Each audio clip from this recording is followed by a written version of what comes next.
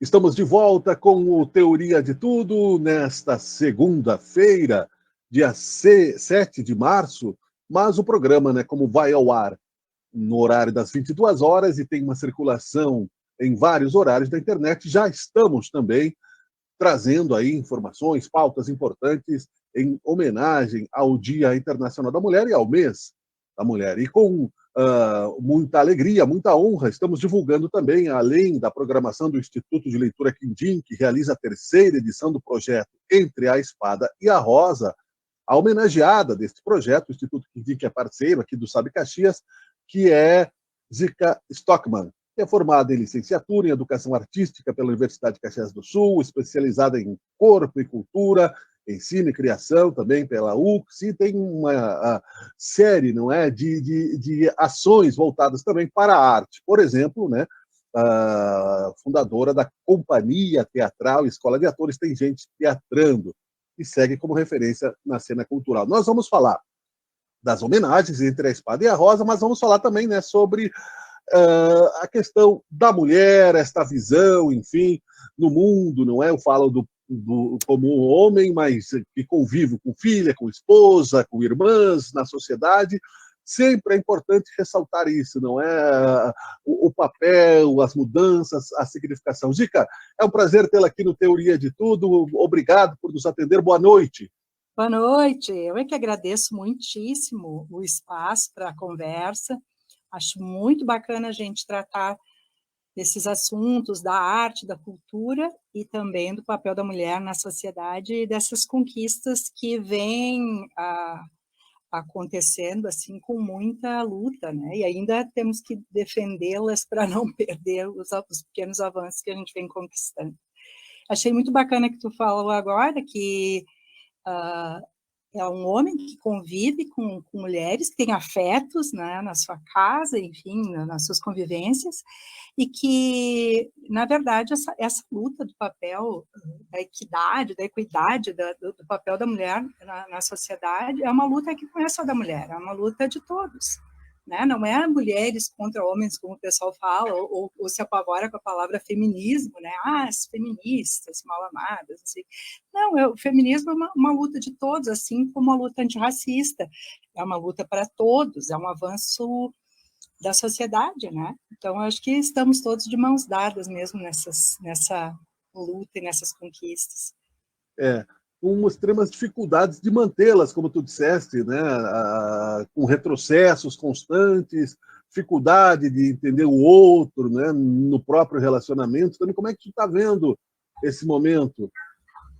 Então, eu acho que a gente tem um momento peculiar, digamos assim, eu vou falar de forma geral na política, principalmente, porque, na verdade, são ações do poder público também, ou então a própria visão do poder público, que contribui muito para se manter ou para avançar em políticas públicas de facilitação de acesso, enfim, de contribuição para uma equidade social.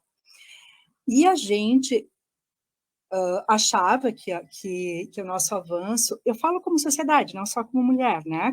Dentro da educação, dentro da segurança, e sim, dentro do papel, digamos assim, feminino na sociedade, a gente entendia que era uma luta complexa e difícil, nunca, jamais imaginando, né, Brambila, que um dia a gente fosse lembrar com saudosismo dos tempos que a gente achava que era difícil, porque eu acho que a gente teve retrocessos muito significativos, né? Falo assim desse último governo a nível federal e daí também efeito cascata em outros, né? Em outras instâncias, em relação a coisas que já estariam totalmente superadas, né?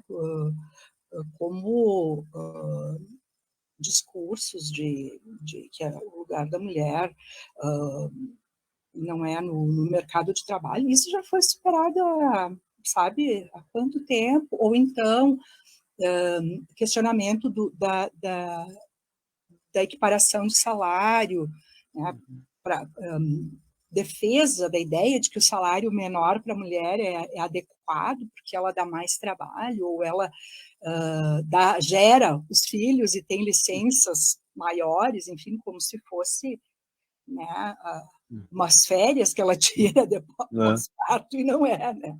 Enfim, coisas desse tipo, e mais profundas até, que nos assustam e entristecem também, né? Coisas conquistadas com tanta luta pelas nossas antecessoras, e que a gente agora está fazendo um esforço não para avançar, mas para conseguir manter essas conquistas, né? Nesse sentido, né, não podemos deixar de falar, tu deve estar a par, não é, dessa atitude do parlamentar Arthur Duval, no meio de uma guerra lá, dizendo, né, do Mamãe Falei, dizendo, né, que as ucranianas são fáceis porque são pobres e estão em guerra. Como é que tu vê uma declaração de um homem de 35 anos dito, né, e representado por algumas pessoas, inclusive, representante de algumas pessoas? A minha tristeza é profunda, não só pelas palavras dele, mas pelo dar-se conta de que essas pessoas sempre habitaram conosco, elas já estavam aí, elas só foram autorizadas a fazer esse discurso de uma forma até mais pública, né? Então, esse é o meu entristecimento, que daí a gente já tinha assim, restrições a botar uma fé na humanidade, né? Mas, né, imbuídos de uma força, eles, vamos lá, não. E aí, quando a gente ouve uma coisa dessa, saindo da boca de uma pessoa com relativa instrução, exercendo um cargo público, enfim, isso é uma aberração dessa, sabe? Uma fala criminosa dessa, a gente se entristece em pensar que este veio a público e quantos outros fazem parte, ou então concordam, né, com esse discurso, ou fazem parte dessa exploração, desse olhar violento, né? Eu fiquei abismada, e depois, assim, eu disse, não é grande novidade, mas o entristecimento de se dar conta que a humanidade, assim, está na beira, né, do abismo. Tivemos a violência doméstica, né, aumentou muito nesse tempo de pandemia. Falaste bem, nós nos chocamos com aquilo que ainda está escancarado e explícito. Eu considero até uma certa dose de hipocrisia. Não é necessário se chocar, mas sim realmente ter avanços concretos, né, nesse debate que se repete ano a ano, Gica, mas os avanços. Nós tivemos aí os talibãs que as mulheres do Afeganistão estão lá, ninguém sabe o que está acontecendo lá, né? Se aproximar de notícias que são trazidas assim meio assim, mais sigilosas, mas que acabam vazando, a gente realmente fica com uma sensação de impotência, né? Porque a gente é contemporâneo, né? Vive no mesmo planeta e na mesma época, e ver a barbárie que ainda assola as nossas irmãs, né, que estão habitando ali no mesmo. É verdade. Eu achei super legal a homenagem, o pessoal do Instituto Quindim tem, né, nos enviado material, e do ponto de vista artístico, poético, né, Entre a Espada e a Rosa, né, é o título do seminário. Fala um pouco sobre isso, né? Não é entre a cruz e a espada, é entre a espada e a rosa. Achei muito legal isso. Primeiramente, eu quero tornar pública assim, a minha gratidão por esse convite. Eu fiquei realmente muito motivada.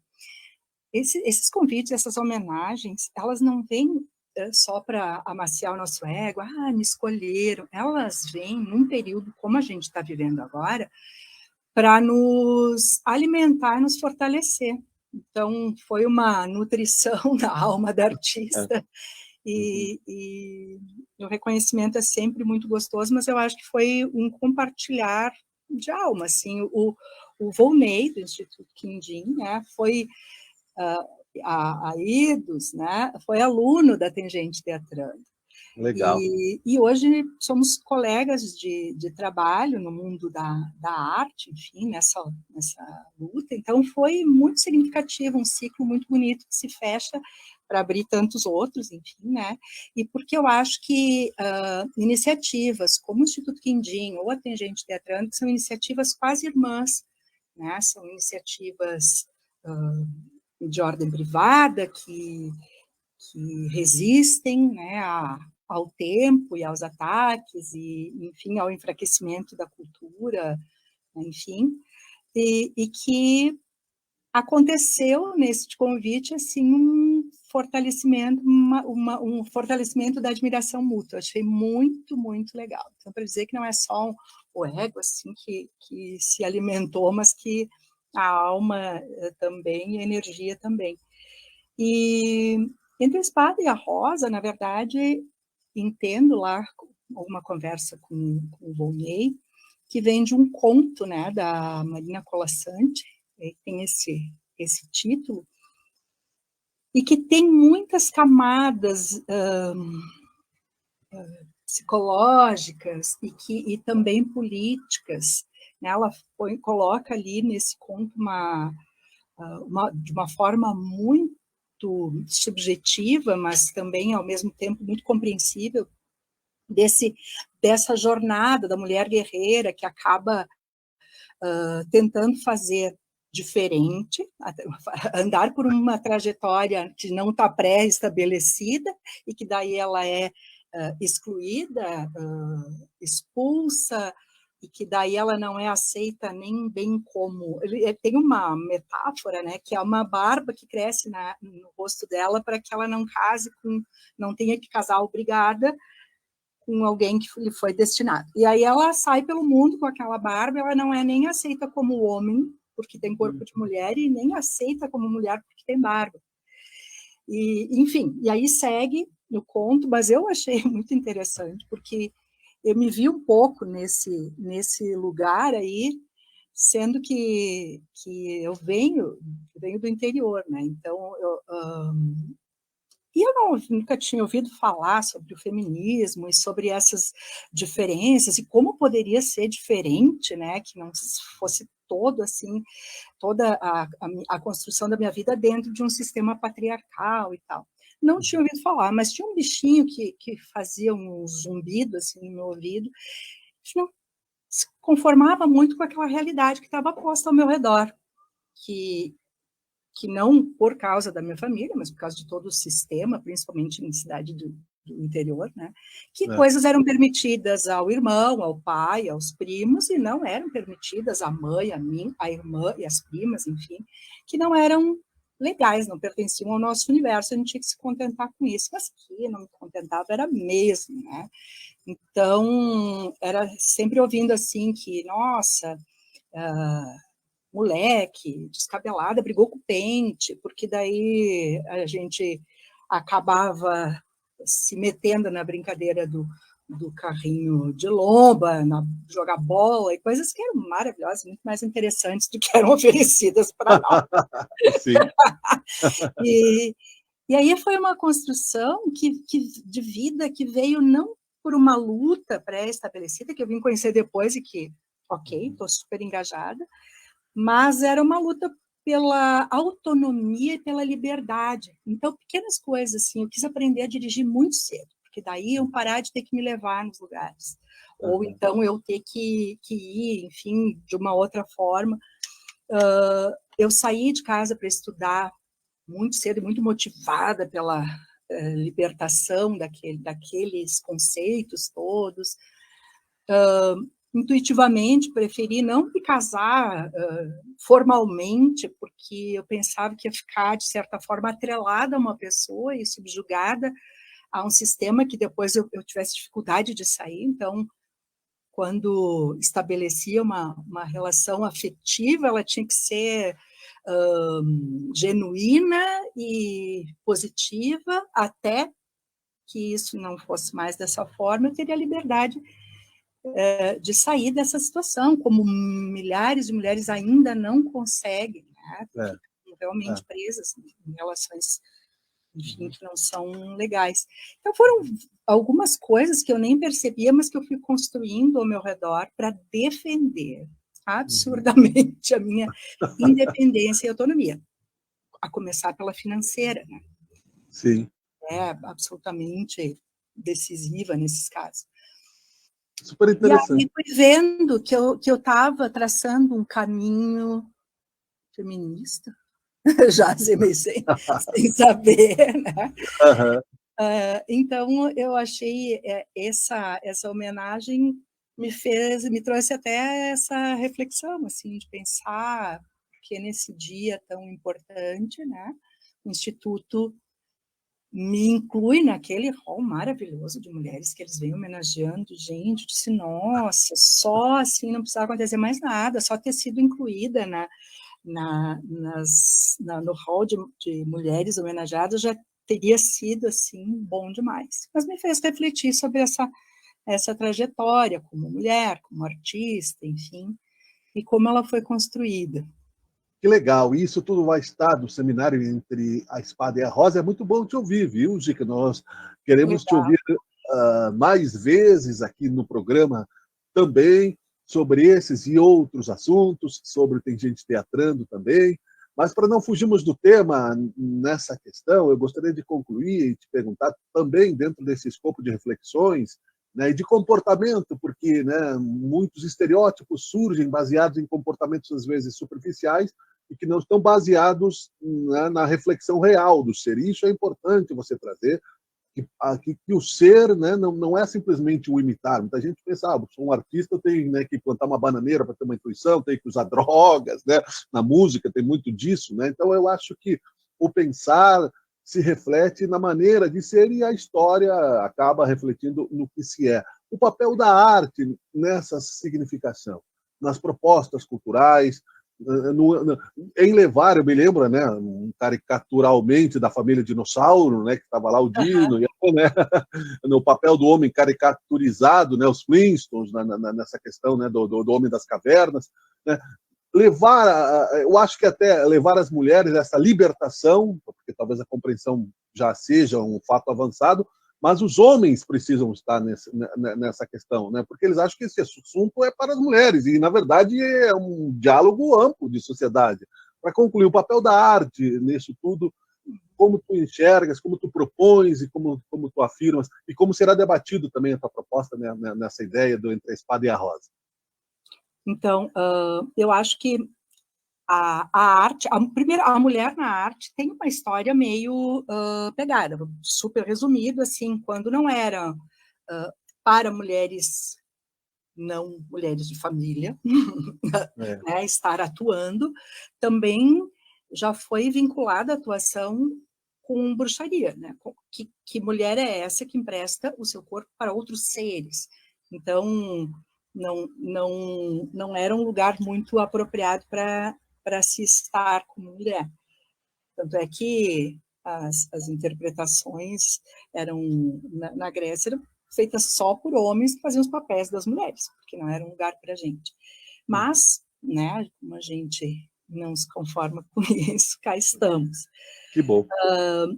E entendendo que a arte poderia ser só se permitir só uma manifestação dos nossos desejos artísticos, né, e a gente se deleitar por novas linguagens, enfim, seria muito, muito bom, mas eu acho que nesse momento, nesses últimos anos, enfim, a gente precisa realmente tomar a arte como um espaço de debates profundos e de sublimar essas coisas todas que a gente vem vivendo como sociedade, como indivíduos, enfim, e trazê-las de volta para que a gente, como artista e os nossos espectadores, a gente consiga fazer uma simbiose e trazer questionamentos e, quem sabe, propostas de mudança a partir dos nossos produtos artísticos. Então,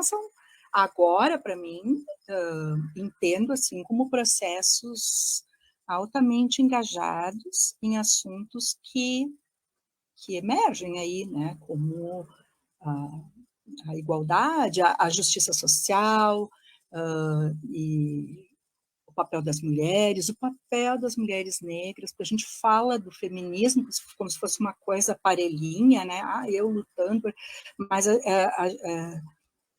Grada Quilomba, que é uma autora negra, traz um dado que eu vou passar aqui rapidamente, que é muito importante da gente refletir. Uhum. Os salários pagos aos homens brancos são maiores do que os salários pagos, em média, para as mulheres brancas, que são maiores que pagos, em média, aos homens negros, que ainda assim são maiores que os das mulheres negras. Elas estão no fim da cadeia, de forma geral, óbvio, né? Em maioria. Então, claro. essas questões todas não pertencem só, como a gente falou, às mulheres, ou aos negros, às minorias, elas pertencem à humanidade. Então, vamos trazer para a nossa arte as questões que a gente consegue trazer, fazer um debate sobre elas e ver o que a gente pode contribuir para botar esse mundo um pouco lá para frente, né? Sempre se deixam pegadas, né, e proposições reflexivas. Eu penso da mesma forma, né, na criação musical e na literária também. Conversei com muita alegria com o Zic Stockman, nós poderíamos conversar mais tempo, né, indefinidamente. Eu vou te convidar outras vezes para o Teoria de Tudo. Foi um prazer, querido. Muito obrigado.